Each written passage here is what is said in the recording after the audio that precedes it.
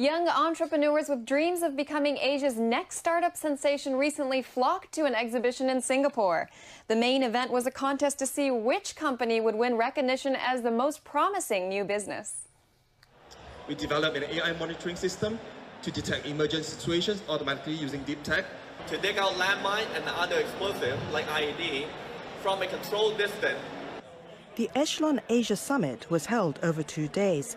It attracted companies from about 20 nations, most of them in Southeast Asia.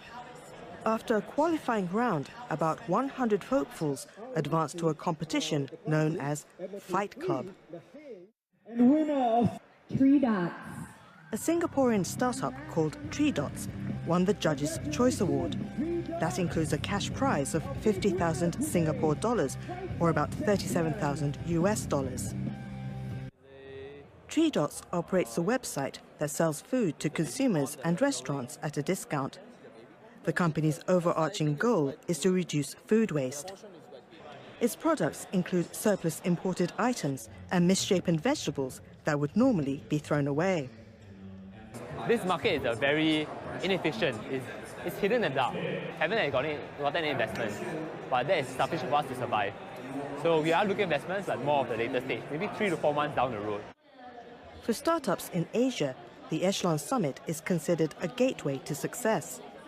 Singaporean ride-hailing firm Grab and Indonesian e-commerce portal Tokopedia are just two of the companies that have benefited from the exposure.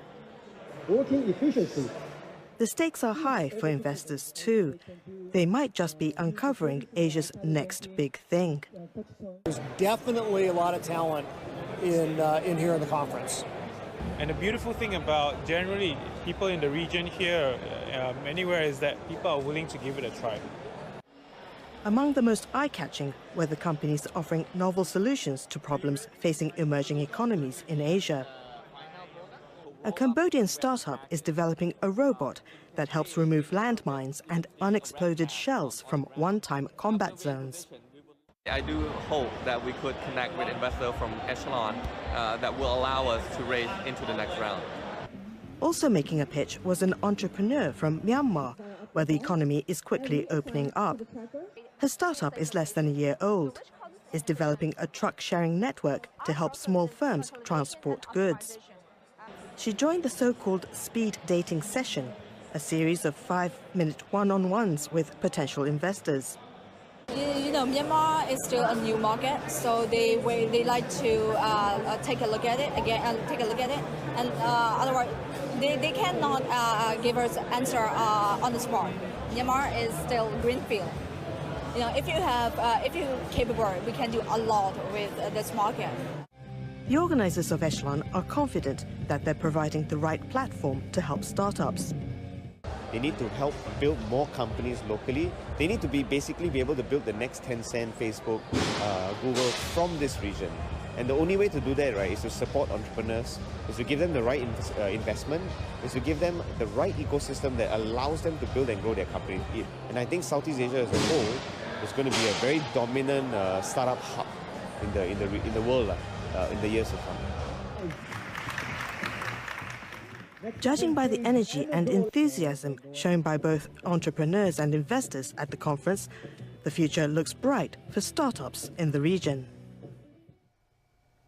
A startup to help with food waste. That sounds really amazing. Yeah, that's right. Pretty much encouraging show for Asian startups, I guess. I mean, I really love hearing about all these creative startups, but are you optimistic about the future of startups in Asia? Yeah, sure. I was taken by surprise to know that Grab, an Asian-based rideshare company, comes from this show. Right. Because as you may know well, recently Toyota Motors made a significant investment in Grab, but Grab comes from this show.